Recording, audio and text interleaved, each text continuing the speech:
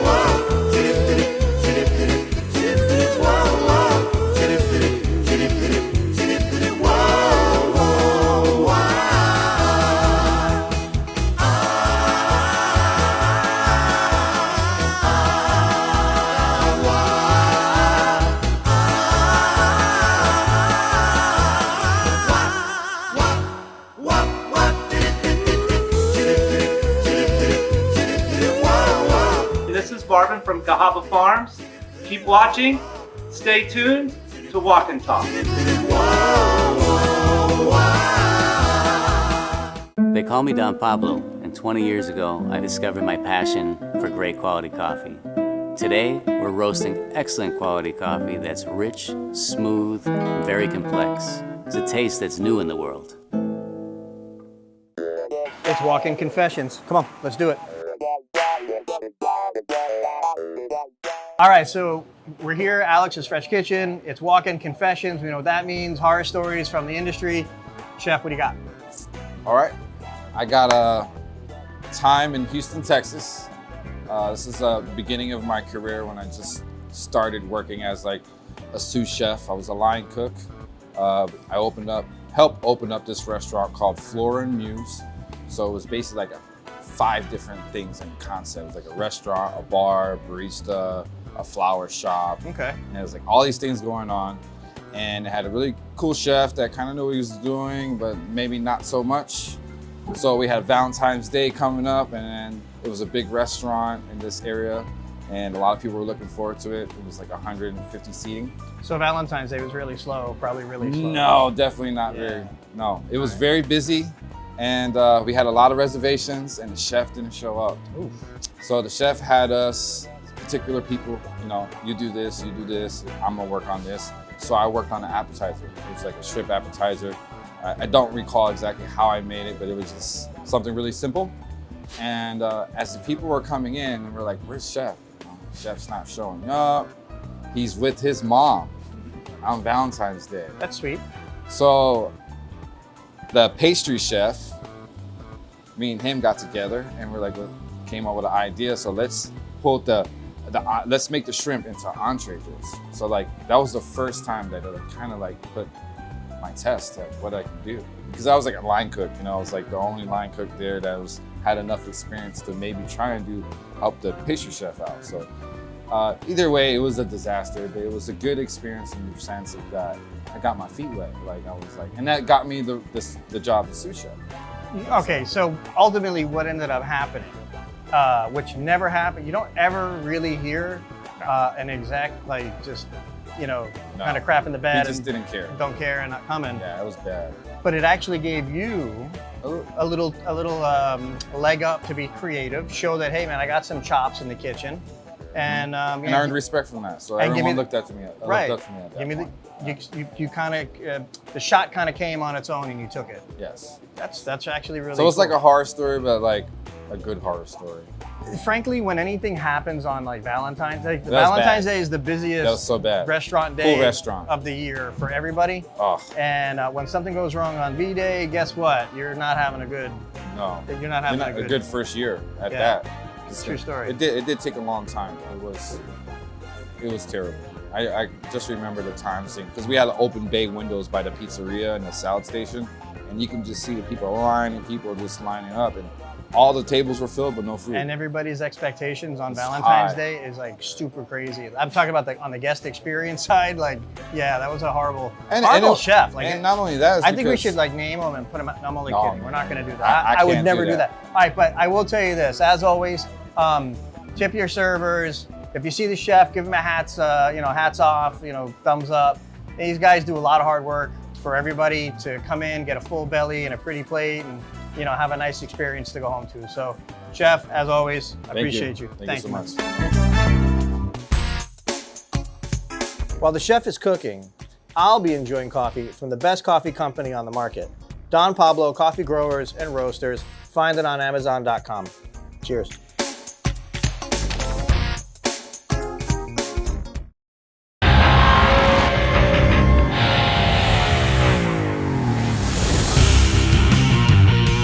All right, Alex, so really cool, man. We're at Ink Spot. Obviously, we're in Castleberry. Your shop's next door. This is Kitchen Ink. What do you got, man? I see you got some really cool stuff that you didn't have last time I was here. What's going on? No, so Smiley, my friend next door here, he has come up with his own style of stuff that we've talked about making. So I want to make a whole sleeve on my arm. So we started with this one. This is one of my favorite ones because I've always wanted to do something from where I'm from. William Street is the neighborhood that was from in Bethlehem, Pennsylvania, where it all started. Working in the kitchen with my grandmother, being in the kitchen with my dad. So like all the vegetables and stuff like that is the stuff that I grew up on that I liked. And Smiley put it together in his own form, and it's my favorite piece. And then we go up to my mom's cakes. This is the gluten-free peanut butter chocolate cake, and it's been a staple in like family traditions forever. Like before we even had the restaurant, my mom was making this stuff like at home for like Thanksgiving, holidays and stuff, and we would just all eat at the table, and nothing would be left. So then from there we go to Foodie Boricua. Well, this is pretty much. What'd you call me? Nah. So it says Foodie Boricua, so it's just a culture behind Puerto Rican culture. Just a saying.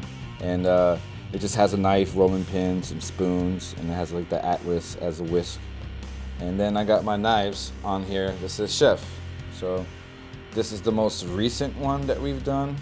And that's your Mamba Forever. Mama Forever was done by another place. This was my first tattoo.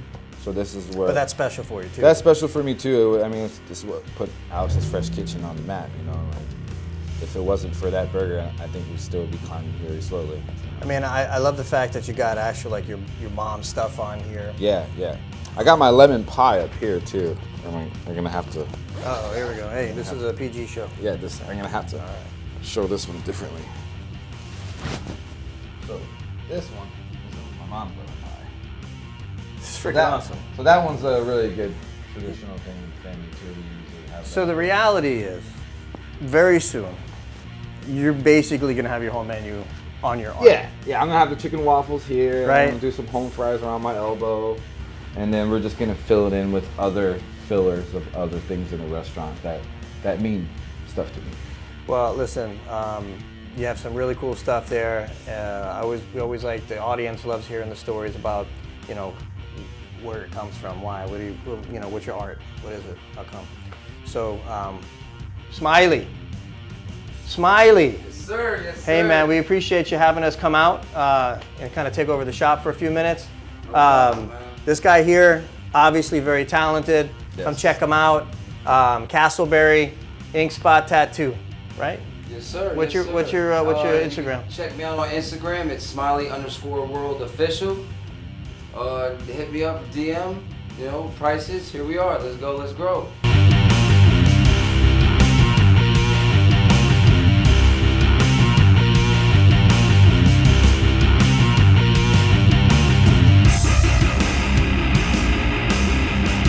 All right, that's this segment of Kitchen Ink. We are going to go smash some burgers now. I'm like really excited for that, my man. I'm excited to Let's put this do- up for you. Let's do this. Let's do this. All right. Man.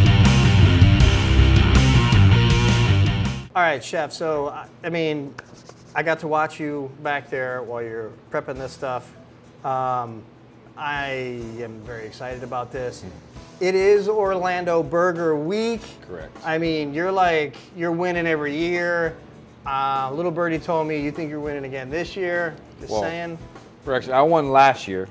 I hope to win this year back to back for sure. We're gonna see. I came out with this creation called the Mambacita Burger, which is a silhouette tribute to Kobe Bryant and his daughter. But I need to tell first the original burger that I won, which is the Mamba Burger, was a tribute to Kobe when he passed away. I created it on the day that he passed away. 24 spices, a representation of his number, an 8-ounce burger to represent his other number, and then I got fried pickles, fried jalapenos, and those represent to me his personality, the Mamba being the Mamba snake, being the jalapeno, the bite, the pickle, because he's just, you know, how he played, he was really made you feel a certain way, salty, pickly, you know, whether you liked him or not. And, you know, the cheese, because he was always smiling. He always had that genuine smile, whether he was winning or losing. I really admired that, so I put that all in together into this burger, and we won. You you told me something earlier off camera that you weren't into making burgers. No. Like this wasn't a thing for you. No. And My mom. right. My mom, the day that he passed, a lot of people came in here were asking for burgers, and in the meantime, people were also telling me that he passed away. And my mom... Which was like at that time, you didn't. Yeah. Nobody believed. Nobody believed. No one believed it. I didn't believe it, but my mom kept insisting, make a burger, and then I just made a burger, and that's how I came out with the whole Mama Burger to begin with, because it all happened on that day. And then that same day, we only sold 24 burgers to end the day, which was like kind of like to me was a sign that I had. Is that to keep legit? doing it. Yeah, it's legit. I mean, that's so. It's a tragic story. Yeah. The burger's delicious. That is actually Yeah, it really was cool. It was really cool. That would even be a real thing. Yeah. That's amazing, actually. Yeah. It is amazing. I mean, I was a fan. I'm a Jordan guy. Same as me. Number two would be Kobe. Yep. But yeah, man. Yeah, that was. So the burger's delicious. I think you're gonna pull it off again. I hope Just so. because I know you, and I know what you're doing here, and I've been around town. I know what else is out there. Not to say anybody else is bad, but this is Yeah, right there's some on. pretty. Past Progressive has a really good burger out. I know Grattan Dog has like a burger that has like a cheese melted on the top of the burger. It's pretty cool. You can see the people competing against each other, which is I like that, and I think that's just Mamba mentality. You know, you want that competition because that in the end, and that's what keeps you going. So like I'm already thinking of next year. If I win, I already got something, and if I don't win, I'm gonna have to go harder. You're already thinking about next year? Yeah. That's awesome, man. Oh yeah. I already have an idea what I want to do. You'll tell me about it off camera? Yeah. Okay. I will. It's a perk of having a show, a food show. I get to get all the background, stuff. What else you got there? I see you made another. This is a double crunch. This is an inspiration from actually KFC. So KFC in Puerto Rico, you know, my culture, they have this double chicken sandwich that they make there. That's only in Puerto Rico at KFC. So my friend Foodie Boricua, he came by and he's from Puerto Rico and he's the one that told me about the sandwich. And he said, bro, you should make your own. So I thought about it and I was like, you know, I will make my own. So I came up with the idea, just throwing some lettuce on there, some pickles, some bacon jam, and the Mamba cheddar cheese sauce that's on the Mamba burger. I put it in between both the chicken sandwiches. And we call it the Big Crunch. So wait a minute. So what you're telling me is in Puerto Rico, there's a sandwich similar to this At KFC. at KFC that is not here in the States. No, Really? you will not find it here in the States. It's That's only in Puerto That's a Rico. pretty cool piece of information. Yeah. And it's even cooler that you were like, hey, I'm going to take the initiative here and I'm going to knock it out. I'm gonna knock it out. Right. And so I'm the only one around here that does. I would say in the whole Orlando, because I've Googled it, did some research, and I haven't seen anybody do it yet. Wow. Yeah. You know who else is gonna knock it out? You. Yeah, let's check this out too. I mean, dude, look, we've been, you know, friends now for a little bit. Couple years now, since Yeah. I've been open 2 years. Yep. Yeah. And your food is awesome. You know, I almost feel bad because it's Burger Week, and I kind of feel like I'm doing home team here, but I don't really care. It's my show, I'll do what I want, and at the end of the day, man, you do great stuff. I hope you win, and Soon it'll be called Mamba Week. that's what it needs to be. That's when they'll call it Mamba Burger Week. We got to get with the with the team over there and have it just, you know, renamed. Need to get Guy Fieri in here. He's a cool cat too, man. I mean, We need to get someone big in here. big, yeah, not me, but somebody. No, Actually, not saying that I yourself, get it. but Who the hell am I? it'll be cool to have someone come in and like do like a show with that person. You know, call you in and like Oh, man, it's good. have someone come in. That'd be awesome. Well, maybe we're going to arrange that because I can pull some stuff out of my sleeve too. Hey, Just saying. we could figure something out. It doesn't have to be Guy Fieri. It could just be somebody, you know, like that's in the Food Network industry. Not in the Food Network industry, just in the food industry. You know, Just keep talking, man. You know, Keep talking. somebody got to hear me. You know. Well, when you're making stuff like this, dude, everybody hears you, and that's the truth.